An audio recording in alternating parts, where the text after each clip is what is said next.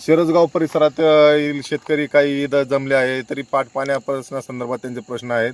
तरी आपण जाणून घेऊया शेतकऱ्यांचे काय प्रश्न आहे नेमकं. आज आपण इथं सर्व एवढ्या मोठ्या संख्येने शेतकरी जमला आहात, नेमकं काय प्रश्न आहे? 22 तारखेपासून पाणी सुटलं आहे, 22/2 पासून. आज 11 तारीख आहे, तरी बी पाणी नाही आहे. आमचे जनावरं बी म्हणजे पाण्या वाचून वंचित आहे, आम्ही माणसं बी वंचित आहे. आमचे पिकं जळलेले आहे, तरी बी आम्हाला पाणी यावं बा आमची अशी इच्छा आहे आता बी, तरी बी पाणी नाही. अच्छा, हा परिसर कोणत्या चारीला जोडलेला, कोणत्या शिरसगाव डिवायला आहे ना, शिरसगाव डिवायला आहे. साधारणतः किती दिवस झाले, किती महिन्यापासून पाणी नाही आलं या पाटाला? अहो माग आलतं तर पाणीच 8 दिवस चाललं, फक्त 8 दिवस चाललं, 2 महिने झालेत त्याला.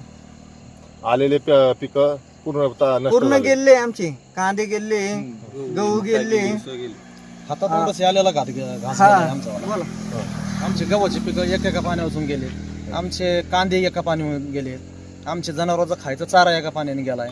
म्हणजे मुळा धरणाचं पाणी सुटून 23 तारखेला पाणी सुटेले, आज 11 तारीख आहे आणि आम्हाला पाण्याचं इकडे थेंबही नाही. तर याची थोडी प्रशासनाने काहीतरी दखल घेतली पाहिजे, एवढंच या आमचं. संदर्भात आपण कुठे तक्रारी केला का? नाही केल्या. तक्रारी अजून नाही केल्या.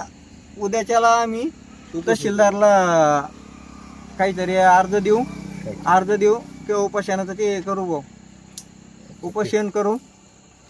आपण काय सांगाल या बाबतीत?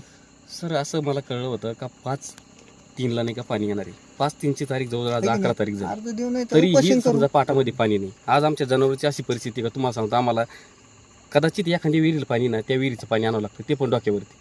सध्या कंडिशन अशी वाईट आहे, ना आम्हाला पीक राहिलं, ना आम्हाला चारा राहिला, ना काहीच राहिलं. मागल्या वेळेस पाटाचं पाणी आलं, आम्ही सगळेच टेरलं आहे, त्याच्यामुळे आम्हाला पाणी हे सगळेच शेवटलं आहे. त्याच्यामुळे असा प्रश्न आहे का आम्ही करावं तरी काय. सगळ्यात मेन विषय हा, म्हणजे वावरात पाणी नाही, दारात पाणी नाही आणि जनावरांचं नाही का याच्यातही पाणी नाही.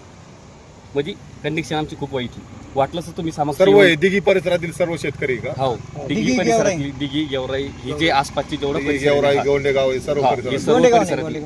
गोंडेगाव नाही. हे जवळच्या आसपासचे जेवढे नाही का शेतकरी ना, तेवढे शेतकरी इथं आहे. आणि आज संध्याकाळी येण्याचं कारण फक्त एवढंच का तुम्हाला सांगतो, उद्याची परिस्थिती तुम्ही दिवसा येऊन पहा.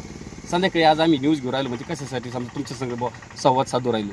आज आमची कंडिशनच इतकी वाईट आहे, तुम्हाला सांगतो का लय म्हणजे खूपच वाईट आहे. हे पाणी आल्या निम व्हायला पाहिजे.